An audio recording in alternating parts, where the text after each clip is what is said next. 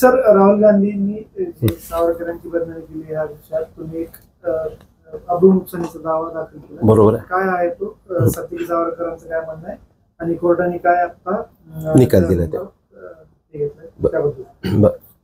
हा दावा जो आहे हा फौजदारी दावा आहे अब्रू नुकसानीचा.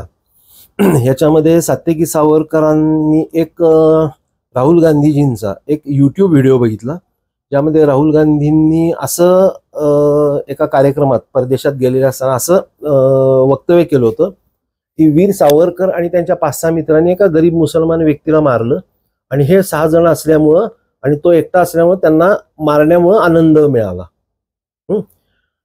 आणि असं राहुल गांधींच्या मते हे जे वक्तव्य होतं हे वीर सावरकरांनी त्यांच्या एका पुस्तकात लिहिलेलं आहे की जे सत्तेकी सावरकर यांच्यामध्ये असं कुठल्याही पुस्तकामध्ये सावरकरांनी ही घटना लिहिलेली नाही, कारण ही कधी घडलेलीच नाही असं त्यांचं सत्तेकी सावरकरांचं तक्रार आहे.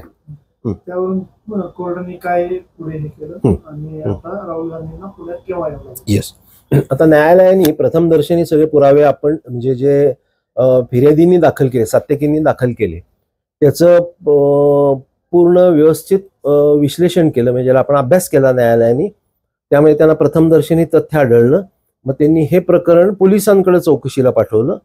पोलिसांचाही चौकशी अहवाल जो आहे हा तक्रारीला साधारणपणे सुसंगत आला.